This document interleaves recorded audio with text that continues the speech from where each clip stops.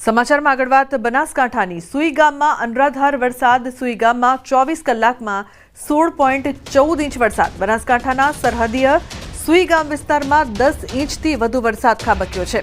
ચારે તરફ પાણી જ પાણી થઈ ગયું છે, ત્યારે અનેક વિસ્તારો પૂરના પાણીથી પ્રભાવિત થયા છે. સુઈ ગામ ભરડવા રોડ ઉપર પાણી ફરી વળતા વાહન વ્યવહાર ઠપ થઈ ગયો છે.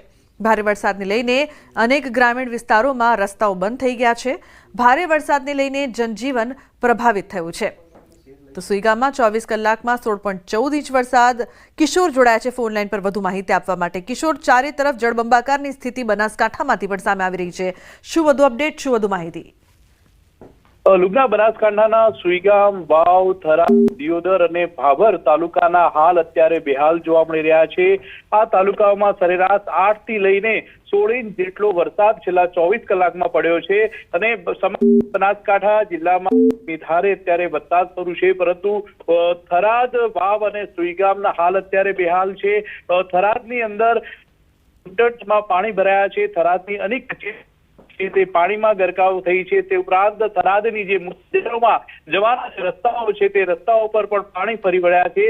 જિલ્લામાં આજે રેડ એલર્ટને લઈ જિલ્લાની જે તમામ શૈક્ષણિક સંસ્થાઓ છે, આંગણવાડી, સ્કૂલ, કોલેજો, શાળાઓ બંધ રાખવાનો નિર્ણય લેવામાં આવ્યો છે. તે ઉપરાંત જે વિસ્તારની અંદર નીચાણવાળા વિસ્તારમાં જ્યાં પાણી ભરાઈ શકાય છે તેવા વિસ્તારોના લોકોને સ્થળાંતર પર કરવાની તૈયારીઓ કરી દેવામાં આવી છે. તે ઉપરાંત દિયોદરમાં 16 જેટલા લોકોનું સ્થળાંતર પણ કરવામાં આવ્યું છે. ભારે વરસાદને સુઈગામ, વાવ, થરાદ, દિયોદર અને ભાભરોના ખેતરો અત્યારે જળબંબાકાર જોવા મળી રહ્યા છે. તે રોડ ઉપર પાણી ફરી વળ્યા છે. સુઈગામથી નડાબેટ જતા પાણી ફરી વળતા અત્યારે વાહન વ્યવહાર પણ બંધ જોવા મળી રહ્યો છે. તે ઉપરાંત જે બનાસકાંઠાની જીવાદોરી સમાન દાંતીવાડા ડેમની પરિસ્થિતિ પણ અત્યારે વધુ પાણી આવી રહ્યું છે અને ડેમની જળ સપાટીને જોતા અત્યારે વ્હાઇટ એલર્ટ પણ અપાયું છે. જો પાણી વધે તો દાંતીવાડા ડેમના દરવાજા પણ ખોલી શકાય છે. તે ઉપરાંત વહીવટી તંત્ર દ્વારા પણ લોકોને સચેત કરવામાં આવ્યા છે કે નદી નાળાથી દૂર રહેવું. લુબના. બિલકુલ કિશોર, આભાર સમગ્ર માહિતી બદલ. તો બનાસકાંઠા સાંસદ ગેનીબેન ઠાકોરે મુખ્યમંત્રી ભૂપેન્દ્ર પટેલને લખ્યો છે પત્ર. સુઈ ગામમાં 10 ઇંચ જેટલો વરસાદ પડવાથી અસરગ્રસ્તોને સહાય આપવા લખ્યો પત્ર. સુઈ ગામમાં અતિવૃષ્ટિ થવાથી પાકોને નુકસાન થવાનો પત્રમાં ઉલ્લેખ કરવામાં આવ્યો છે. પાકોનું નુકસાનનું વળતર તેમજ આર્થિક સહાય સાથે અસરગ્રસ્ત પરિવારોને રાહત સામગ્રી, કપડાં તેમજ દવાઓ આપવાની કરી છે માંગ. ગેનીબેન ઠાકોરે મુખ્યમંત્રીને પત્ર લખીને તાત્કાલિક સહાય આપવાની માંગ કરી છે.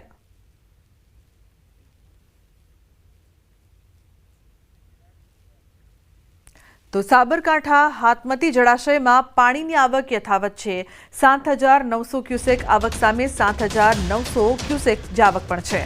ઉપરવાસમાં પડેલા વરસાદને લઈને હાથમતી નદી 2 કાંઠે વહી રહી છે. ઉલ્લેખનીય છે કે સતત વરસાદ બાદ સાબરકાંઠામાં પણ ઉપરવાસમાં સારા વરસાદથી હાથમતી નદી 2 કાંઠે વહી રહી છે. દ્રશ્યોમાં આપ જોઈ શકો છો. જિલ્લામાં સાર્વત્રિક વરસાદ બાદ નદીઓમાં નવા નીરની આવક થઈ છે. ઉલ્લેખનીય છે કે ઉપરવાસમાં પડેલા વરસાદના કારણે હાથમતી નદી 2 કાંઠે થઈ છે. 7,900 ક્યુસેક પાણીની આવક સામે 7,900 ક્યુસેક પાણીની જાવક પણ નોંધાઈ છે. તો સતત વરસાદ બાદ નદીઓમાં નવા નીર. ઈશાન જોડાય છે ફોન લાઈન પર વધુ માહિતી આપવા માટે. ઈશાન, સાબરકાંઠામાં પણ સાર્વત્રિક વરસાદ, શું વધુ માહિતી, શું વધુ અપડેટ? રૂપના ચોક્કસ કે સાબરકાંઠા જિલ્લામાં છેલ્લા 24 કલાકમાં સરેરાશથી 70 થી લઈને 78 mm સુધીનો વરસાદ નોંધાયો હતો અને વહેલી સવારથી વરસાદે વિરામ લીધો હોય તેવું લાગી રહ્યું છે. અત્યારે હાલ તો સૂર્યનો તડકો પણ દેખાઈ રહ્યો છે. નોંધનીય છે કે જે ઉપરવાસમાં વધુ વરસાદને લઈને હાથમતી જળાશય છે તેમાં પાણીની આવકમાં વધારો થઈ રહ્યો છે. અત્યારે હાલ 7,000ની આવક સામે 7,000ની જાવક, 7,000 ક્યુસેકની જાવક થઈ રહી છે. તે કાંઠાના વિસ્તારોને હાલ તો એલાન કરવામાં આવે છે. જી લુબના. જી બિલકુલ ઈશાન, આભાર સમગ્ર માહિતી બદલ.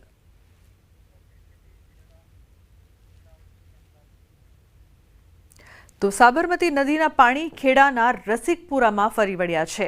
ખેડા ધોળકા રોડ પર સાબરમતીના પાણી ફરી વળતા પશુપાલકોની હાલત કફોડી બની ગઈ છે. ખેડાના રસિકપુરા ગામમાં સ્થળ ત્યાં જળની સ્થિતિ છે.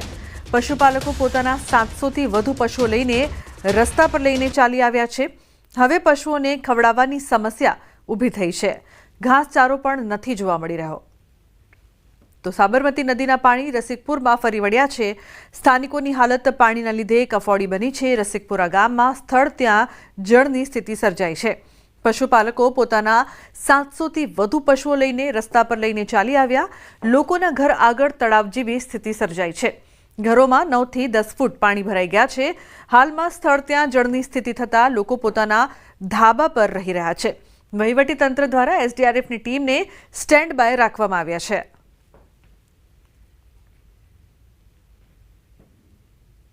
સાબરમતી નદીના પાણી તો એવા ફરી વળ્યા છે કે રસિકપુરાના જે પશુપાલકો છે તે પોતાના પશુઓને લઈને ખેડા દ્વારકા રોડ ઉપર આવેલ જે બ્રિજ છે બ્રિજ ઉપર અત્યારે લઈને આવી ગયા છે. કારણ કે પશુપાલક ઉપર પોતાનો જિંદગી ચલાવતા હોય છે. સીધા દ્રશ્યો બતાવીશ. જે પ્રકારે તમે જોઈ શકો છો અત્યારે ખેડા દ્વારકા રોડનો આ સાબરમતી નદીનો બ્રિજ છે. આ બ્રિજ ઉપર અત્યારે લગભગ કહી શકાય કે 500 થી વધુ ગાય તેમજ ભેંસનો અગર જે જમાવડો છે જોવા મળી રહ્યો છે. પશુપાલકો પોતે લઈને આવી ગયા છે.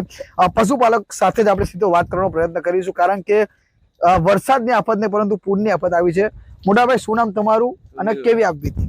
સુનિલભાઈ મારું નામ, ગામ રસિકપુરા. અમારી એવી હાલત છે કે અમે કઈ ગઈ નીકળી નથી શકતા. જો આમ જેવી તોય પાણી આવી જાય છે, આમ જાવ તોય પાણી આવી જાય. તો ગવાનું ક્યાં નહીં. અમારી જોડે ખહલું આ ભેંસો માટે જે હતું એ બધું તણાઈ ગયું. બરોબર, તો હવે અમને અમારે લઈ ક્યાં જવાના? સુનિલભાઈ, સપ્તાહમાં બીજી વાર પૂર આવ્યું. પહેલા પૂરમાં કેવી દશા થઈ હતી? પહેલા પુલમાં જે આવીને આવી જ દશા હતી અમારી, તોય કોઈ આવ્યું નહીં. ના પેલા કહે છે ગંધા બંધાનું સુવિધા કરશું અમે, એ લોકોએ કશું જાનવર માટે કોઈ સહાય આપી નહીં. એ કઈ ઘર વખરીના જે ઘરો પાણી ભરાય એ લોકોના 5-5 હજાર રૂપિયા નક્કી કર્યા, પણ એ કોઈ બી હજુ આયા નથી કોઈના ખાતામાં. સુનિલભાઈ, પશુઓને અત્યારે તમે બ્રિજ ઉપર તો લઈને આવી ગયા છો અને ઘાસચારા માટે શું તમારી કને આવ્યું છે? કશું હતું જે ગંધા બંધા હતા એ બધું તણાઈ ગયું, પલ્લી ગયું. હવે શું ખબર, હવે આ કોઈ કાંચી લાવશું થોડા ઘણા, કોઈ કઈ મળશે તો નકર તો આ 2-4 દાડે એમની જ માલ બધો રહેવાનો. કેટલા પશુ હશે સુનિલભાઈ તમારા? અમારા જોડે 100 ભેંસો છે. 100 ભેંસો છે. બિલકુલ ચોક્કસથી કહી શકાય કે પશુપાલકોની દશા એવી થઈ છે કે 1 સપ્તાહ પહેલા પૂર આવે છે અને આ પૂરની અંદર જે પાણી હતું તે પાણી જે સંપૂર્ણ જે ઘાસચારો તમારો ઘાસચારો હતો તે ખેંચી જાય છે અને ત્યારબાદ ફરી આ પૂરની આપત્તિ આવી છે અને પોતાના પશુઓને બચાવવા માટે બ્રિજ ઉપર. તો આ મુદ્દે વધુ માહિતી આપવા માટે સંવાદદાતા સંજય ટાંક લાઈવ જોડાયા છે. તેમની પાસેથી વધુ માહિતી લઈએ. તો સંજય, જે પ્રકારથી વરસાદ બાદની જે પરિસ્થિતિ જોવા મળી રહી છે અને આપ પણ અત્યારે જે પ્રકારથી પાછળ પાણી જ પાણી છે અને રેસ્ક્યુ પણ કરવામાં આવી રહ્યું છે અનેક વિસ્તાર પાણી, શું વધુ માહિતી છે આપની પાસે? લુબના સીધા દ્રશ્યો હું આપને બતાવીશ. ન્યૂઝ 18 ગુજરાતીની ટીમ જે છે તે ખેડાના રસિકપુરા ગામે પહોંચી છે અને અત્યારે એસડીઆરએફની ટીમ જે છે એ ગામમાં આ 15 દિવસમાં બીજી વાર પૂર જેવી સ્થિતિ જે છે તે ગામમાં જોવા મળી છે અને અત્યારે આપ જે જોઈ શકો છો કે આખું ગામ જે છે તે પાણીમાં ગરકાવ થઈ ગયું છે.